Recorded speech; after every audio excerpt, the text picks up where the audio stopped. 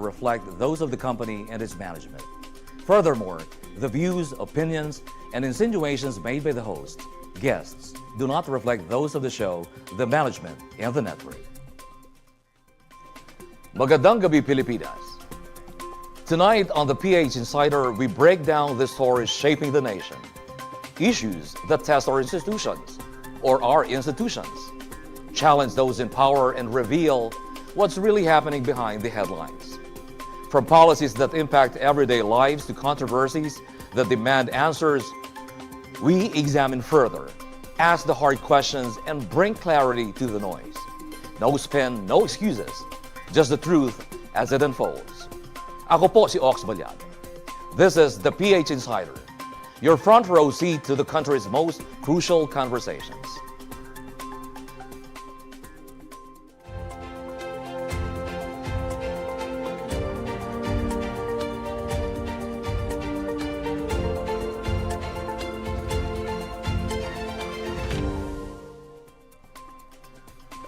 Narito na ang mga pinakamalaking balita ng linggo. Mga kaganapang pinag-usapan at naging bahagi na ng ating kasaysayan. Siyempre tayo sasamahan pa rin ng dalawa sa mga iginagalang nating abogado ng bayan para magbigay ng mga kalinawan ng patas at pumapanig ang batas. Magandang gabi, kabalyeros, at magandang gabi sa ating mga kababayan saan man sa mundo. Samahan niyo po kami sa isa na namang oras na balitan at balitaktakan. Ako po si Attorney Risandro Unay. Magandang gabi, kabalyeros. Magandang gabi po sa inyo lahat. Attorney Eugene Diego po. It's nice to be back here, ha? Mukhang masaya na naman tayo ngayong gabi. Masaya ito, masaya. Alright, tampok sa mga balita ang ating hihimayin. Senador Bam Aquino binanata ang party-list system ng bansa. Iminungkahi ngayon ni Senador Bam Aquino ang panukalang batas para ayusin at linisin ang party-list system ng bansa sa gitna ng lumalalang pangamba na sinasakmal na ito ng mga political dynasty at malalaking negosyo. Sa kanyang Senate Bill number 1559 o Party-list Reform Act, pakay na Aquino na ibalik ang tunay na layunin ng sistema, ang bigyan ng boses ang mga tunay na marginalized at underrepresented sa pamamagitan ng mas mahigpit na screening at mas matinding safeguard. Base sa 2025 report ng Watchdog na Kontra Daya, 86 sa 156 accredited party-list groups ay konektado umano sa political clans o business giants. Sa 63 grupo, nakakuha ng pwesto para sa 20th Congress, 4 na po ang kabilang sa mga inireklamo sa naturang pag-aaral. Sa panukala, obligado ang COMELEC na magsagawa ng evidentiary public hearings para patunayan na lehitimo ang sektor na kinakatawan ng isang grupo at totoong kabilang sa sektor ang kanilang mga nominee.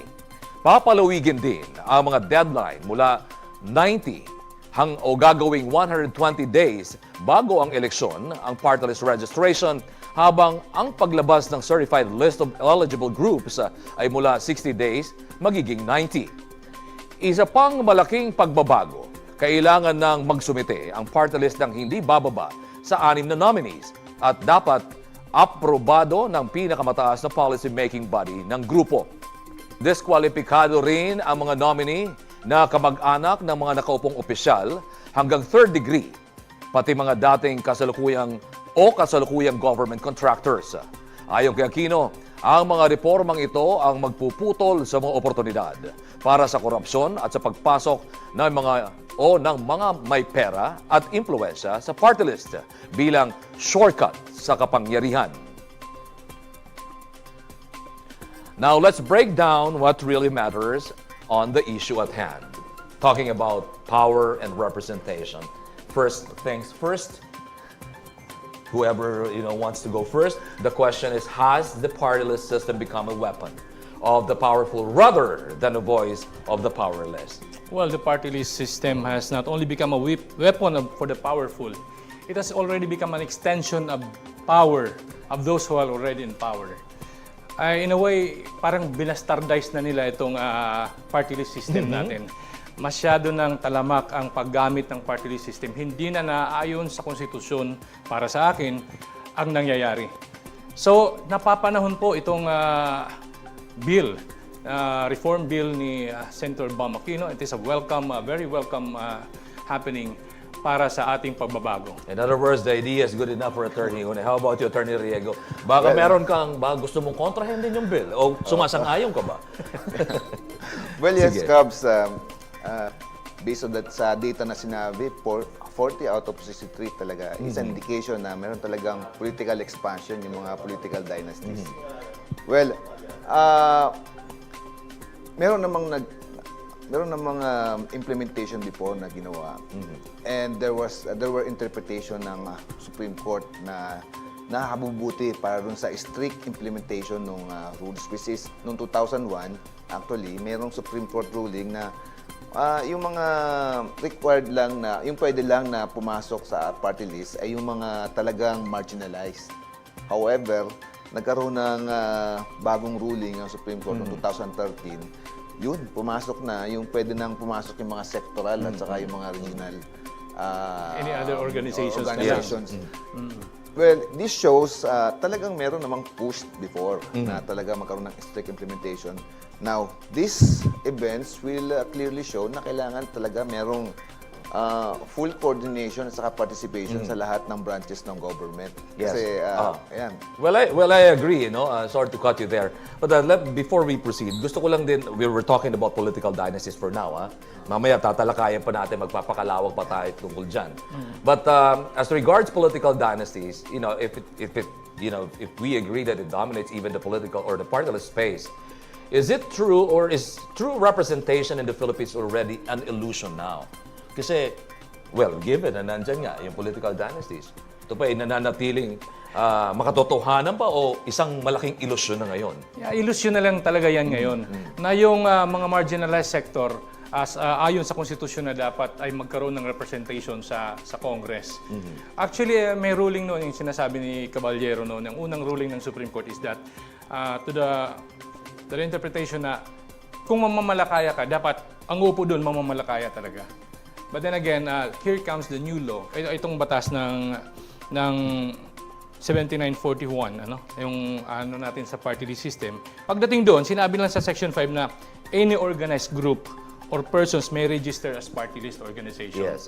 So doon na lang sila nag-concentrate sa such other sectors as may be provided by law. So ito yung, sa palagay ko, ito yung kinapitalize ngayon ng mga mambabatas. Anyway, sila naman ang gumawa nito eh. Kaya ang mga karamihan sa mga natin ngayon, mga party list system, ay pag-aari na rin ng mga congressmen, pag-aari na rin ng, well, alam naman natin kung sino-sino yun, di ba? Mapapangalanan mo naman yan, di ba, Caballero Eugene? Mamaya, papangalanan niya.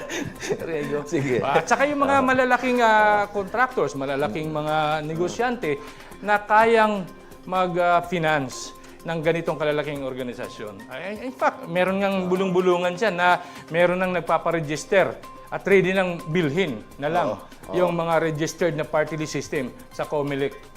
So, Yes. yun. Totoo yun. Yun ang bulong-bulungan nila. I don't know kung totoo yun. Anyway, Attorney Eugene, well, nasa demokrasya naman tayo. Ito magandang pag-usapan din naman to. Para ba lang, just so we can put emphasis on certain things as far as democracy is concerned, you know. Well, kung talaga bang nandyan pa rin yung totoong diwa ng demokrasya. Well, can a democracy survive if institutions meant to protect the marginalized are already captured by those by those they were meant to regulate? Yes, Cabs, based sa observation natin, it can be observed sa democracy natin na it still exists. However, it can be considered na it mutates. Kasi andyan talaga obviously, yung political expansion. Nandyan pa rin naman meron pa rin namang mga meron pa namang party list na talagang representing yung marginalized na sectors. However, it just happens that yung system na i-exploit Kasi kailangan pa rin talaga yung marginalized na sectors ma-represent. Kung 40%, 50%, makuha nila yung 50% para doon sa mga political expansionists.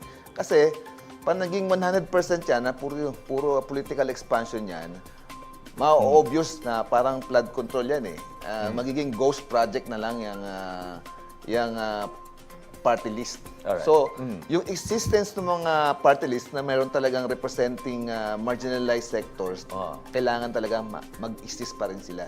Kasi mahirap i-legitimatize yung yes, existence ng mga political expansion na party list. So in other words, you're putting emphasis on the marginalized sector that really has to be represented at all times. Hopefully, as far as bill party na to ay systems ma-address concerned. ni Yes. Bam Aquino sa bill na niya ito. Sana ma-address niya yan. Well, anyway, kasi pinag-uusapan din dyan yung domination ng itong mga political dynasties. Well, if watchdogs can identify dynasty-backed party lists, why can't the government act on the same data or data? Who is protecting whom? Well, kasi ang basis kasi nila yung batas mismo. Sino eh. nasa likod nito? well, batas. Ang basis ng party list system, constitution, ika nga. Tapos may, di ba? Ang bantay talaga dyan yung COMELEC eh. Okay. Sige. Ang bantay talaga dyan yung COMELEC eh. Sila ang may panuntunan kung ito ba ay akma sa batas at ayon sa konstitusyon at kaya accept. Kasi hanggat hindi yan nire-register, sila talaga ang salaan dyan eh. Hanggat hindi yan sinasala ng maayos ng COMELEC pa, talagang magkakaroon ng loophole na ganyan. So, nasa kanila ang bola talaga sa COMELEC. Walang ibang government agency dyan na pwedeng sumala sa ganyang mga data na kailangan. Ito ba, papayagan ba natin maging party list ito? Hindi. Sa kanila yun eh. At the end of the day, sila magpapasya. Yes. Di ba? On the basis of legal basis. And the legal Di ba? basis. Legally, Klaus, Oh yes, okay. Saka yung it requirement. can be observed na itong COMELEC ngayon, talagang sasabihin nila, kulang yung aming investigative power. Tapos, andyan pa yung mga political pressure just in case na magkakandak sila ng reform. So, itong issue as regard dito sa party list is not, hindi mo masasabi na talagang sa COMELEC lang, as a regulatory institution. Pero it involves lot of branches ng government na involved dun sa nagiging issue ngayon. Well, we were talking about COMELEC. You did mention this Commission on Election as an institution na may kinalaman pagdating sa pagpapasya about party lists, representation. Is it truly independent? Talaga bang sa tingin nyo Well, at least o malayo ba ito sa mga impluensya ng well, at least sa Constitution, siya isang independent agency. Kaya lang, it depends pa rin kung sinong namamahala dyan. So, di ba, nasa sa kanya yan. If he would exercise the independence required of him, required of the COMELEC under the Constitution. Nasa kanya. Kagaya lang yan ng ombudsman eh. Independent din yan eh. So, nasa kay ombudsman na Rimulya na rin, if he would like to be independent enough. Yes. So, ganun lang Sige. yun. Itong isinusulong. Okay, balik lang tayo doon sa isinusulong na reforma ng Senator Bam Aquino. Is this really a reform or a genuine reform or this attempt, to reform the party list system, or is it just another political move? It can- In a time when 2025 elections are shaping narratives. Kasi papalapit na eh. It can be observed, Cubs, na it's both. Actually, marami kasing push for this. Kasi talagang madalas pag-usapan itong party list eh. So, on the same manner, kapag naging topic mo ito, naging author ka, this will result to tremendous, intense na tawag nating political capital. So, I believe it's both.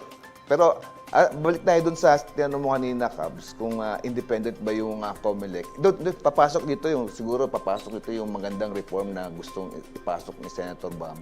Kasi, ang problema ng independence ng COMELEC, kasi yan, appointed sila ng appointment nila. May problema sila doon. Kasi yung budget nila is affected nung yung independence nila. Okay. Crucial question to ask is, how can ordinary Filipinos trust a system repeatedly exposed as manipulated? Yeah. Yes, Cubs. Trust can be defined or can be achieved, can be obtained kapag andyan yung transparency, andyan yung realistic talaga, nagkaroon ng real consequences, nagkaroon ng reforma, nagkaroon ng changes. And Yung 40 out of 63, talagang ma-minimize into 0 o kaya minimize maging 1 na lang. O kaya, ibig sabihin talaga na nakukomply talaga yung strict requirements ng Constitution. Kahit na magkaroon pa na mapunta pa sa Supreme Court yan. Kasi kapag nakadefine na very well sa batas, hindi na papasok yung Supreme Court kasi very clear eh. Hindi na sila mag-i-interpret. Well, sa akin, your reforms does not actually restore trust immediately. It depends on who will implement the reforms. Kasi ang trust issue talaga nandoon sa performer, hindi naman doon sa batas eh. Kahit ano pang reform natin na gawin sa batas, kung yung mag-i-implement ay hindi rin naman akma doon ang gagawin, walang mangyayari. So, kagaya sa ibang jurisdiction, pag-compromise na yung kanilang integrity, ang ginagawa na lang sa ibang mga bansa, yung mataas masyado ang level ng kanilang mga integrity, nagre-resign talaga sila. Parang harakiri yan. Kumbaga, I will exit with dignity. Exactly. Kasi wala na akong magagawa dyan. Kahit Preservation reforma pa of yan. dignity. Okay. Kasi na-compromise yan na integrity ko. Yes. I no longer have the leadership that the people is exacting from me. So, para sa akin, ganun ang kailangan talaga, hindi lang yung reforms law, it must be coupled with the intention of the reformer to really implement that reform. One main concern to be really tackled in this conversation today is if this marginalized, or if the marginalized are no longer represented in a system designed for them, well, who is truly governing the country then? Attorney Eugene, baka linawin natin yan. Yan ang pangamba eh. Well, the thing is, meron namang vetting process sa COMELEC. Yes. However, napaka-limited, parang nagkakaroon tayo ng problema sa implementation eh. Kung hindi na-represent truly yung mga marginalized, and itong mga party list naging political expansion lang ng mga dynasties o ng mga ibang personalities, ibig sabihin talaga na hindi napafollow kung ano yung intention ng Constitution at saka ng batas. So, babalik tayo dun sa question ng appropriate ba itong Senate bill ni Senator Bob, appropriate siya kasi ilang beses na napapag-usapan itong party list na to. Well, actually, ang iba nga sinasabi na i-abolish na lang yung party list system. Kaya lang nandun yun sa Constitution eh. Kasi parang sinasabi nga nila, redundant na ito. All these sectors have already been represented in their district representative, through their district representatives. So, bakit pa kung ganun lang din naman na hindi naman yung marginalized sector ang actual na marepresentahan doon sa Kongreso? Ang totoong kinakatawan. Oh, yes. Okay, and well represented. Okay, simula pa lang yan ng pagtalakay natin sa mga isyong napapanahon at dapat na pag-usapan dahil sa ating pagbabalik. We turn to a scandal that strikes at the heart of our nation's food supply. A Bureau of Customs official is cited in contempt. Agricultural products vanish into questionable warehouses, and two government agencies give conflicting stories, leaving Filipinos to wonder who is really guarding our borders and who is helping smugglers to slip through. This is the PH Insider on TV.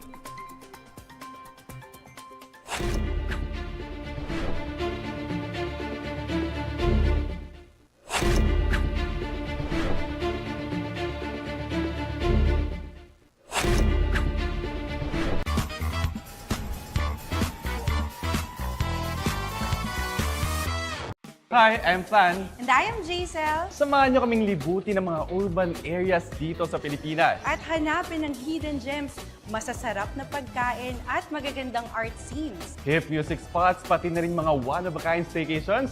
Name it and we'll find it. Dito lang yan sa Metro Escape sa DATV.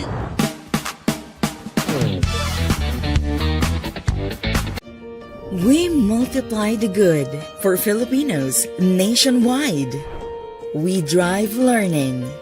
We promote wellness. We help rebuild lives. We turn hope into possibilities. We care for our players. We advance digital skills and employment.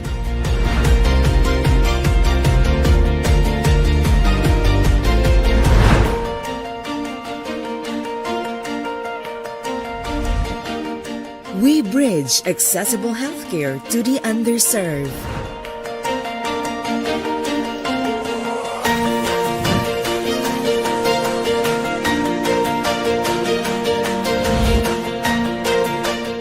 We respond in times of disaster.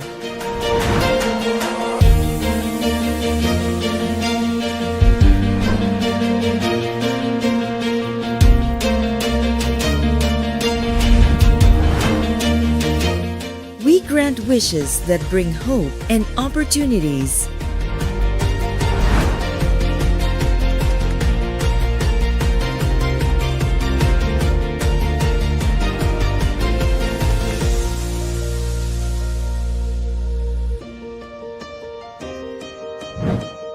We champion responsible entertainment.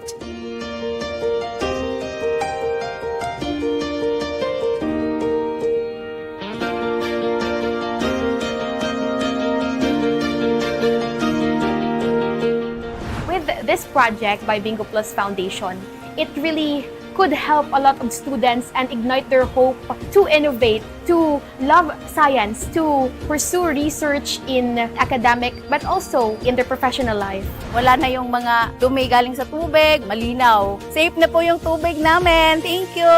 Kayo po ang ilaw ng aming buhay at tahanan po. Sa loob po ng 20 years, nagkailaw din po kami. Maraming salamat kasi natupad yung kahilingan ko po na magkaroon ng sariling tindahan. As in, sobrang saya po namin mag-ina. I think what DigiPlus and Bingo Plus is doing is really remarkable, and I really affirm you guys for that kasi like this one is a very big step.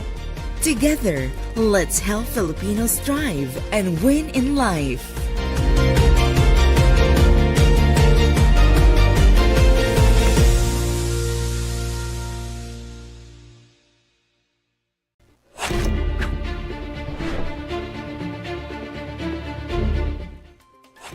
Nagbabalik ang The PH Insider on TV. At syempre kasama pa rin natin ang ating mga magigiting na mga abogado ng bayan para magbigay linaw sa mga isyong kinakaharap ng sambayanan. And now to the second story that sent shockwaves across the country. Isang BOC official kulong sa Senado sa pagsisinungaling. Na-cite in contempt ang isang opisyal ng Bureau of Customs o BOC dahil sa pabago-bagong pahayag nito sa pagdinig ng Senate Committee on Agriculture sa smuggling operations sa Port of Subic.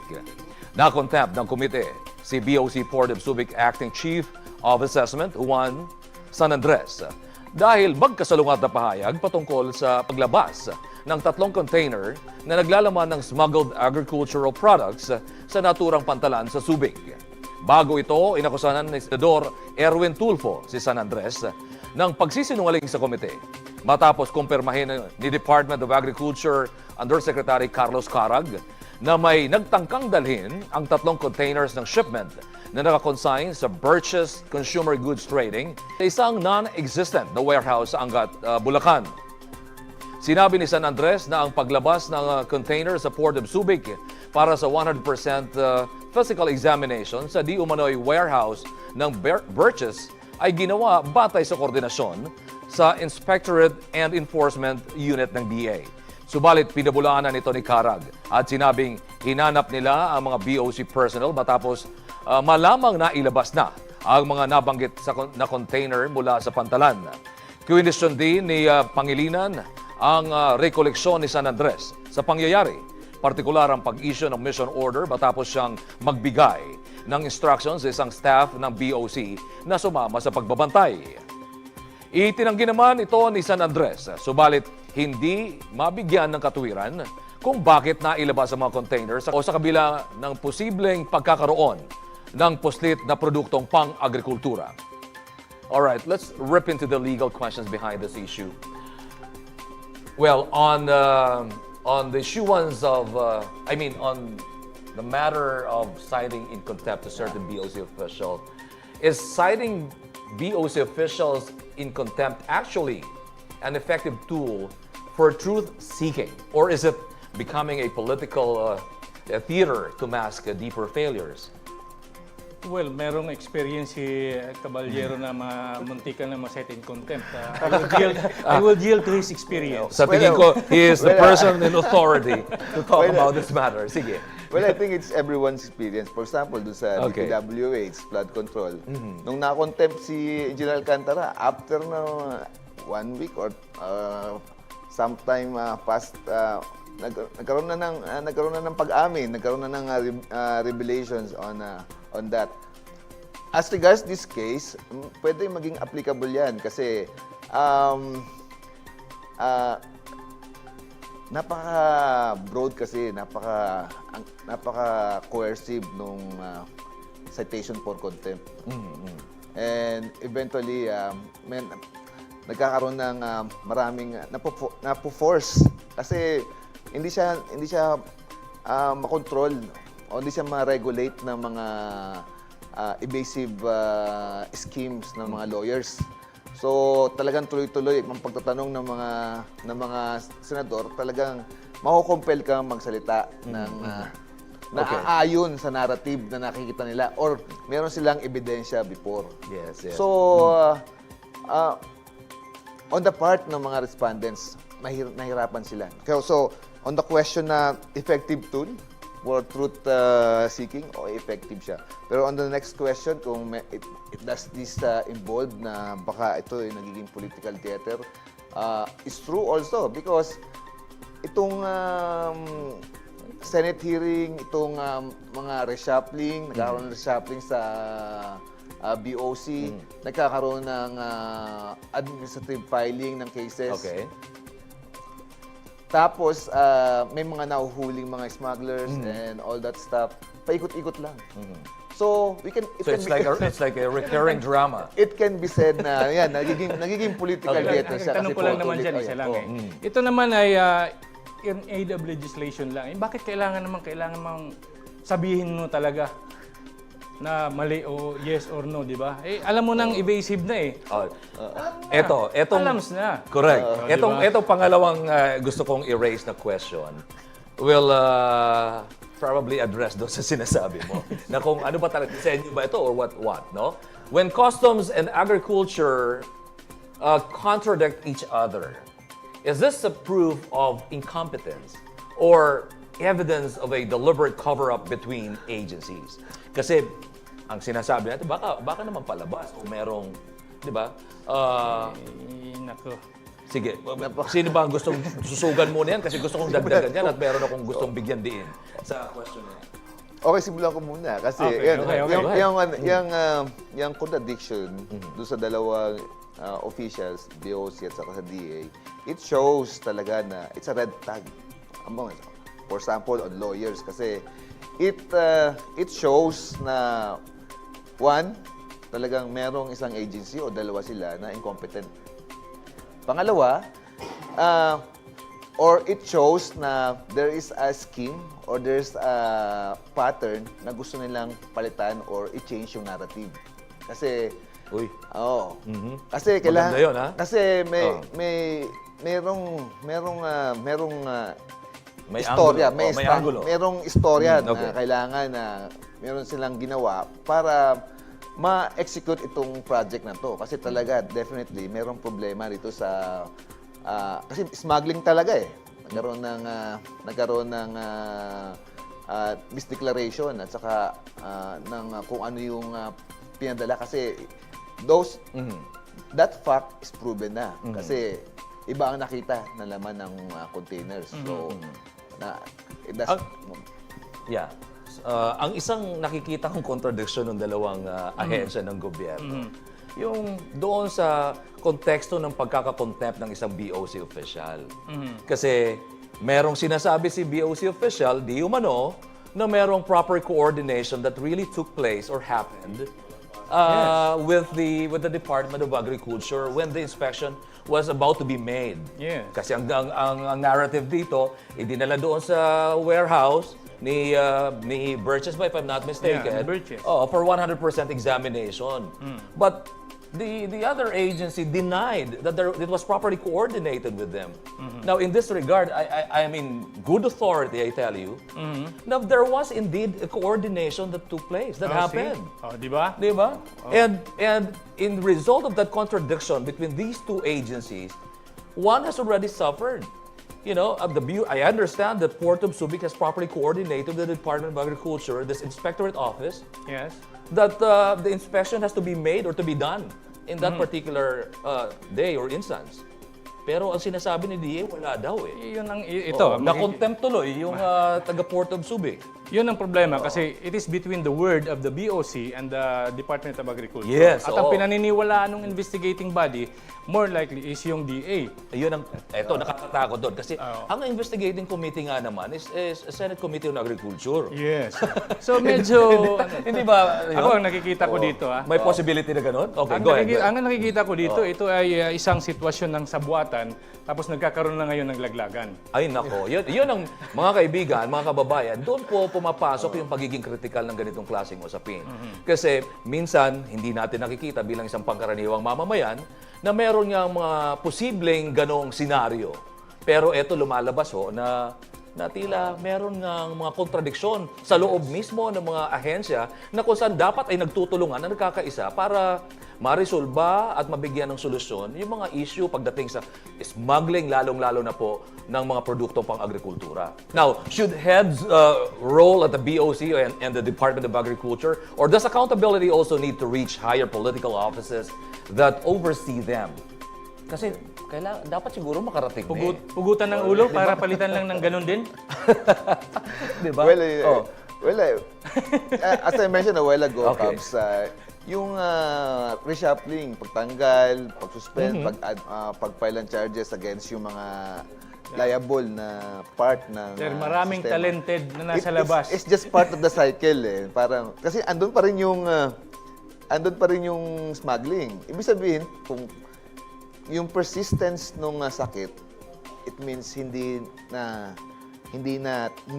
tamang gamot ang ginagawa. Kasi kailangan kasi i-break mo yung vicious cycle eh. Magpapakalalim tayo. Session suspended muna tayo dahil sa ating pagbabalik, Cavite Representative Kiko Barzaga claims 60-day suspension as political retaliation for criticizing the president. But House Ethics Chair J.C. Abalos insists the truth is far simpler and far heavier. That Barzaga rules and the basic standards expected of a member of Congress. Is this a battle for democracy or a case of misconduct masked as dissent? We'll break down the facts, the politics, and the implications as the PH Insider on TV returns.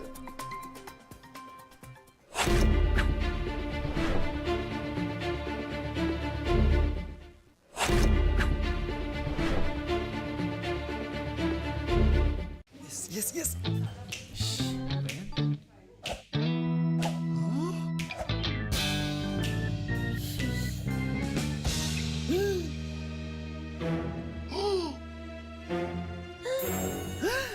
Kung uulamin mo na lang, ipangtataya mo pa. Nako, pusta de peligro yan. Nagsweldo na lang. Kung pusta de peligro na, pause na muna.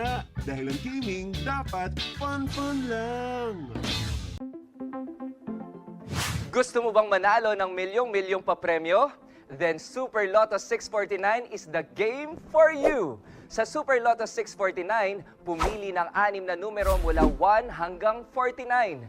Markahan ang napiling 6 na numero sa inyong playslip o gamitin ang LP o Lucky Pick kung gusto mo ng random combination. For just 20 pesos per combination, may chance ka ng manalo ng jackpot na hindi bababa sa 15.8 million pesos net of the agent's prize commission. Para mas mataas ang tsansang manalo, maglaro ng System Play kung saan mas maraming number combinations at mas malaki ang winning potential. Available ang System 7 hanggang System 12 na options. Ibig sabihin, mas strategic, mas malaki ang coverage, mas exciting ang laro.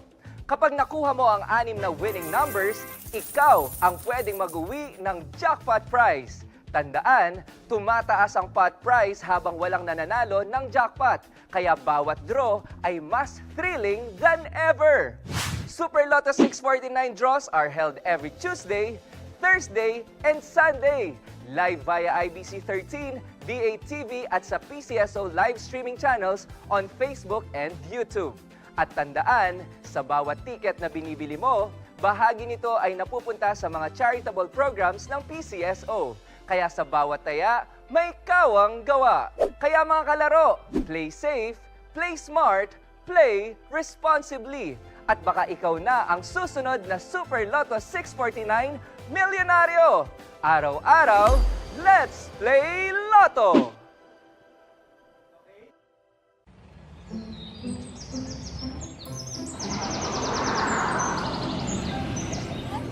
Go, go, go! Good morning, Sam! Unleaded full tank. Kerry, unleaded full tank coming up!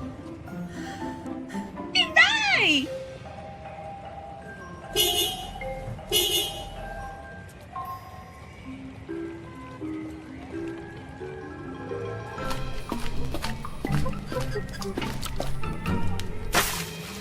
Mas mabilis sa true? Talaga ba?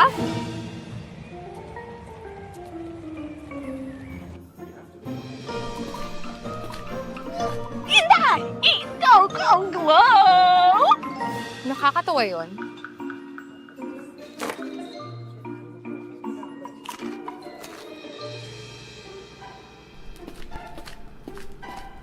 Teamwork makes the dream work! Kengkay. Kengkay. Tama na! Kengkay!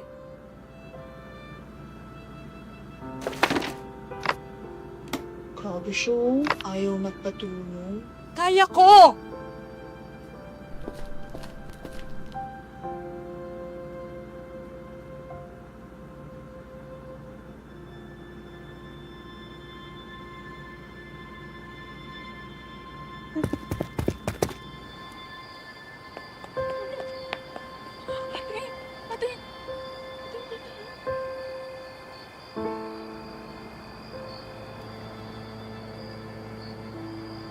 Dapat kasi, nindo ka muna sa trabaho, ate.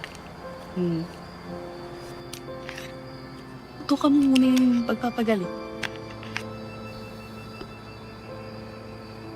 Bakit pa kasi ako nagkasakit?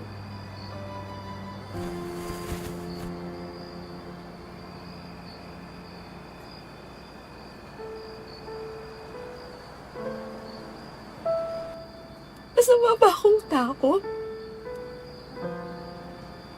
Masama ba akong kapatid?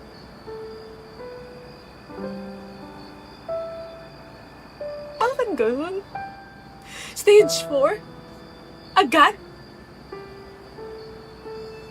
May galit ba sa akin ng Diyos? Ano sabihin niyan, ate? Totoo naman eh.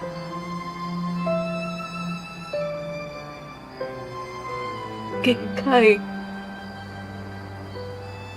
pagod na ako. Ayoko na magpagamot.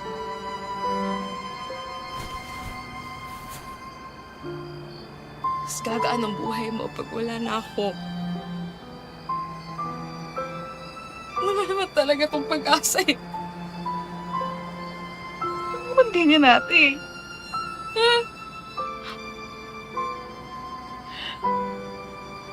Laban natin to, di ba?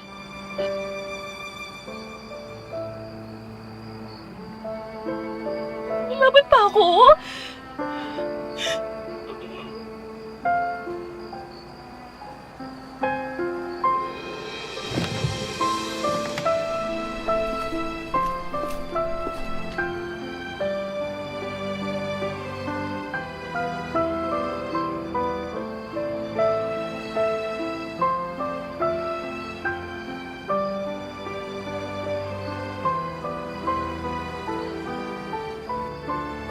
Ate. Sensya ka na kanina, ha? Sige. Hanggang nilalaban mo ko, laban ako. Yan dapat, ate. Fine. Go.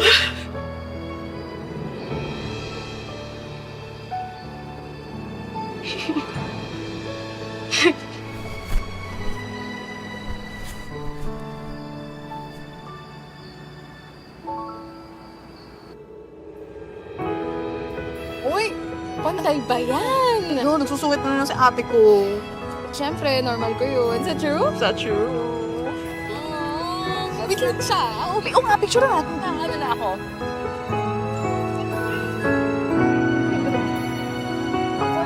Hindi na.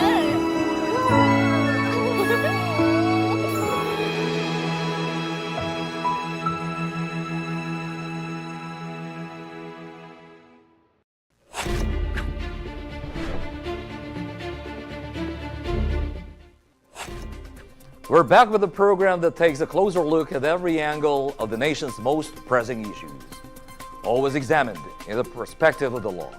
This is the PH Insider on TV. For our third story that's stirring public reaction, suspensyon ni Barzaga, misconduct ang dahilan. Umapila ngayong Martes ang chairperson ng House Committee on Ethics laban sa pahayag ni Cavite Representative Francisco Kiko Barzaga na siya umano'y pinatatahimik dahil sa kritisismo niya kay Pangulong Ferdinand R. Marcos Jr. at sa administrasyon. Git niya, ang pagpapataw ng parusa ay bunga ng malinaw na paglabag sa ethics rules at hindi dahil sa opinyong politikal.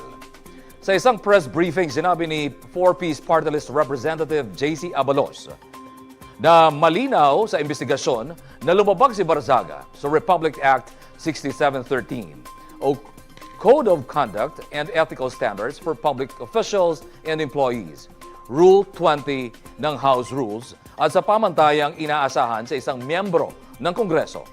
Noong Lunes, sinuspinde ng House Plenary si Barzaga ng 60 o 60 araw nang walang sweldo at allowances matapos siyang ideklarang guilty sa disorderly behavior dahil sa kanyang umano'y reckless at inflammatory na mga post sa social media. Paliwanag ni Abalos, ang parusa ay dahil sa mga kilos na hindi dapat ginagawa ng isang halal na opisyal, kabilang ang pagpapakitang yaman, malaswang larawan at mga pahayag tulad ng pagsunog sa Kongreso o pagdadala ng airsoft gun sa isang rally.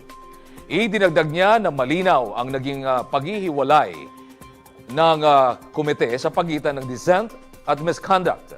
Binigyan din niya na matagal ng tahanan ng iba't ibang partido o ideolohiya ang Kamara kung saan maaaring magdebate ng matindi ngunit may respeto sa isa't isa at sa institusyon. Hindi rin umano problema sa House ang pagbatiko sa pamahalaan. Now, let's walk through the details. Bigyan natin diin at buhayin natin ang mga detalye tungkol sa usaping ito. Where should the line be drawn between protected political speech and conduct unbecoming of a public official? Meron bang conduct unbecoming dito, Attorney Eugene Riego? O may disiplina bang sinusunod? Well, very broad nang nilagay sa Constitution that the Congress or House of Representatives can penalize their any member nila. Ang ginawang basis standard is behavior misconduct or like that. Mm-hmm. So napaka-broad nung standard na nilagay. The reason is para makover yung lahat ng pwedeng misconduct or unprofessional or disrespect sa institution. Mm-hmm. Also, the thing is, on the other hand, dahil napaka-broad niya, this can be used for to limit in accordance dun sa parang because of political lineage nung respondent. Mm-hmm. So, in both ways, it can be used para lang to maintain yung integrity ng institusyon, which is the Congress. Or pangalawa, pwedeng gamitin to limit or to persecute yung mga critics ng example ng example ng majority o ng administrasyon, government. for example. Yes, yes. Sige, parang mayroon gustong idagdag si Well, Cam Sandro. Okay. Parang dinisiplina siya for disorderly conduct dahil nilapastangan niya raw yung institusyon. Mayroon pa bang lalaking kalapastanganan sa institusyon na ma-involve ka sa isang malakihang korupsyon? Bakit yun ang hindi nila tinutukan? I would say na, hindi ko naman siya dinidepensahan si Barsaga. No? He is a mischievous child. Kaya lang itong ginagawa niya, mischievous nga eh. It's a mischief.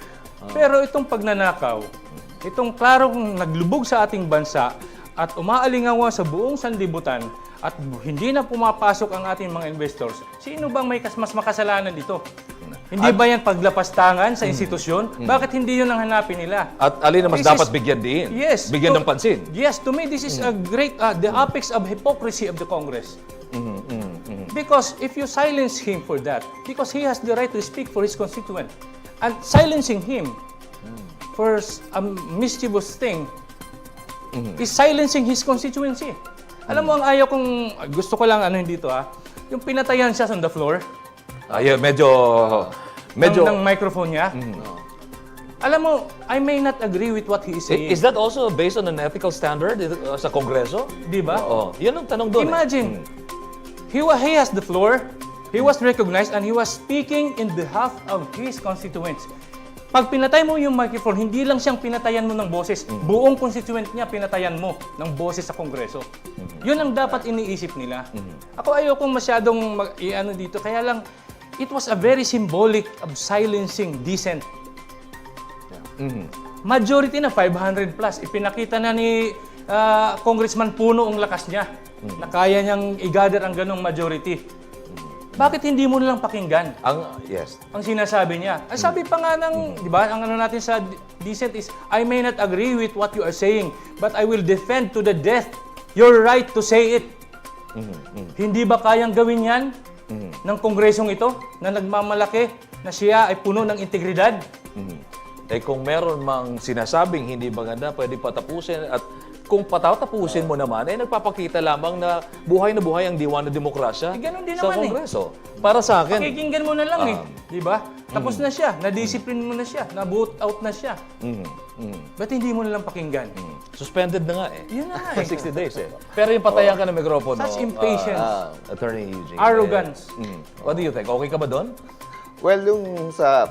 Kung pinatayan ka ng telepono? Meron kasing istorya doon sa pagkaka... I mean, telepono, ng mikropono? Meron kasing example, yung pagkakakuha niya ng mikropono, may istorya pa doon kasi that time was supposed to be for Congressman Toby. Tapos parang pinasa niya, basketball, pinasa niya, ito, meron palang gusto mang salita, yung ating respondent. The thing is, it's very clear na meron talagang political mechanics or movement na nangyayari kahit doon sa investigation ng ethics. And yung mga narratives ni Congressman Kiko is really it involves yung narratives which is parang pogi points or para doon sa nung nire-represent niya na organization or political party. Or sector niya. So, this shows talaga na napaka-active ng political dynamics sa Pilipinas. So, the fact na dinidiscuss ang defense niya, meron daw political persecution, which is talaga pwede mong gamiting depensa against dun sa ethical complaints against you. However, it is not sufficient kasi merong you have yung burden of proof nasa iyo to prove yung political persecution. On the other hand, yung complaints against him is involved ng ethics, yung kailangan banggain mo yung by means of counter argument or counter evidence yung complaint against you. Pero yung complaint against him kay Congressman Kiko Barsaga, actually parang lumalabas, nag-bend down na siya kasi tinake down niya na yung sinasabing social media post regarding sa Has it been taken down? Okay. There was a report on that. Okay. Gusto ko lang ibalik sa punto na dinisiplina siya dahil sa pagtutulig siya na sa presidente. Yung presidente, yung Malacanang mismo nagsabi na wala akong pakialam dyan, hindi ako naapektuhan dyan. So, ang parang lumalabas, itong Congress, pamunuan ng Congress, ang gustong sumipsip at gusto siyang disiplinahin kasi gusto nilang magkaroon ng parang gusto nilang kampihan yung Pangulo. Which ang Pangulo naman, sinabi sa isang news sinabi na wala kami dyan, kahit ano pang gawin niya, hindi kami apektado dyan. See? Oo. So, paano yun? Minsan kasi, yung mga pumapapel, ika nga, yung layman's term, minsan yung pa nagpapahamak tuloy sa principal. Yun na nga. Kasi mismo tuloy, yung dapat ng mga apektado, dapat nagre-react, they're taking it professionally. Like, in fact, encouraging pa nga, dahil nga gusto lang ipakita na totoo, despite all these issues confronting them, that democracy is still there and alive and kicking. Ika nga, di ba? Kahit sa Kongreso. Anyway, you're talking about political persecution. Is invoking political persecution a legitimate defense or a convenient shield against accountability? Well, gano'n naman talaga ang pupuntahan niya political persecution. Kasi hindi mo rin masisi si Barsaga na gamitin niya yung yung defense na yan. Kasi nga, ang perception is parang gustong kampihan, gustong ng Congress yung Pangulo sa panunulig sa ni Barsaga kay Pangulo. Which ang sinasabi naman ng mga kanyang, I don't need you. Hindi ako naapektuhan dyan. So, parang gano'n ang lumalabas. Political talaga. Sino bang talo dyan? Di ba yung Congress? Well, kapag yung defense kasi na political persecution, it is observed na parang ang audience niya ron hindi na yung Congress eh. Kasi pag sinabi mo, I am being politically persecuted, hindi na kasi siya depensa for the complaint eh. Kasi ang complaint sa kanya parang there were remarks or posted about burning the house. Yes. Merong mga provocative na mga contents and like that na hindi appropriate para sa isang congressman. So, dapat yun ang i-counter mo eh. Hindi iba yung intention ko for that. I-counter mo through your counter affidavit or counter statement. Pero pag ginamit mo yung political persecution, medyo hindi niya kina-counter yung complaint. Pero it can be said na hindi siya address, yung kanyang argument na yun, hindi siya address para sa Congress o sa Ethics Committee. It is addressed dun sa media, to the public, no, teka, ito na, I am being politically persecuted and this is being done to me politically. So, nagkakaroon ng political points against dun sa government. Hindi kasi ito naman talaga ay political question. Alam naman siguro ni Barsaga or perhaps yung lawyer niya na hindi ito kagaya ng nasa justice system tayo na talagang i-counter mo talaga yon. Whether you like it or not, pag nag-decide yung mga yan na iboto at i-disiplina ka, it is within the province of the legislative department to discipline their members. Kahit nga Supreme Court, hindi pwedeng pasukan yan. Except, sa palagay ko, when there is a grave abuse of discretion. Amounting to lack or excessive jurisdiction. Pero otherwise, political yan. So ang labanan dyan is politika talaga, for public perception. Exactly. Now, as we try to go further on this issue, at what point does regulating member behavior become a threat to democratic dissent? Well, if the criticism transformed into sanction, that will be considered as political persecution. Kasi criticism lang. Political criticism is not allowed. However, political or institutional misconduct is not allowed. So, it's a question whether ano ba talaga yung... No, linawin natin. Political criticism is not allowed or... It is allowed. It is allowed, yes. By the Constitution. What is not allowed is the political misconduct. Yeah. I mean, institutional misconduct. I'm sorry, institutional misconduct. Okay. Yeah. Okay. So, yung right mo to criticize ends when it becomes behaviorally or institutional misconduct. Kasi hindi naman kasi absolute yung right mo for freedom of expression eh. Lahat ng right merong limitation eh. So kung na-convert ito, for example, if it can be established talagang meron siyang mga remarks doon like burning the house, like yung mga provocative na contents niya. Yun, the thing is, being a public official kasi, as provided in RA 6713 na parang mga professionals lang yan eh. Okay. Parang mga public officials. Yes. You are required to present yourself to conduct yourself with higher standard. Kasi it is for the protection ng institution. Pangalawa, it is parang respeto mo doon sa institution. Correct. So, dahil doon sa higher standard na required sa iyo, you are required na mag-conduct with more diligence.